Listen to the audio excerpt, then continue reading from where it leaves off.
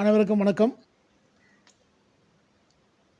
செங்கல்பட்டு மாவட்டம் கிழக்கு தாம்பரம் வட்டம் பதுவஞ்சேரி மாடம்பாக்கம் ஏரியில் கிட்டத்தட்ட ஒரு 5 ஆண்டுகளாக நான் சொல்லலாம் சாக்கடை தண்ணி விடுறாங்க. மொத்தம் கழிவுநீர் தண்ணியும் அந்த ஏரியில் வந்து விழுது. இதுக்கு தாம்பரம் நகராட்சி காரணம். பிடபிள்யூ நீர்நிலத்தை சார்ந்தவங்க அவங்களும் ஒரு காரணம்.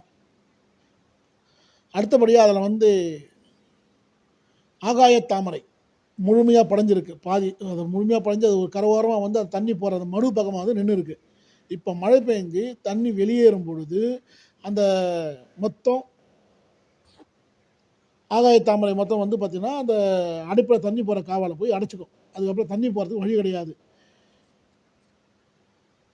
இதை வந்து தாம்பரம் நகராட்சி உடனடியாக அந்த ஆகாய தாமரையை அகற்றணும்னு கேட்டுக்கொள்கிறேன். ரெண்டாவது, இது வந்து குடிநீர். அந்த ஏரி வந்து பார்த்திங்கன்னா அதுலேருந்து தான் குடிநீர் வந்து போர் போட்டு கிணறு போட்டு அங்கேருந்து எடுத்துகிட்டு போகிறாங்க.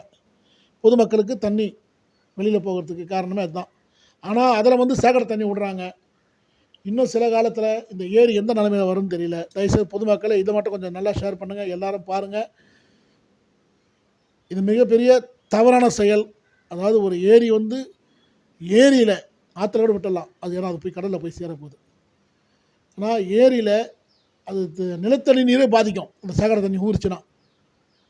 இந்த நகராட்சி இவ்வளோ கேவலமாக இருக்குது. தாம்பரம் நகராட்சி இவ்வளோ கேவலமான நகராட்சியாக இருக்குது. மாடம்பாக்கம் பேரூராட்சி அப்படி தான் இருக்கிறாங்க. என்ன தான் பண்ணுறாங்க? ஏரியில் போய் எவனா சேகர தண்ணி விடுவானா? அவன் வீட்டில் போரை போட்டு அந்த போர் பக்கத்துலேயே வந்து சேகர தண்ணி எல்லாம் விடுவானா? ட்ரைனேஜ் தண்ணி மூணு கொண்டு அதில் போய் சேருது. இது அரசாங்கம் தயவுசெய்து உடனடியான நடவடிக்கை எடுக்கணும், நல்ல நடவடிக்கை எடுக்கணும்.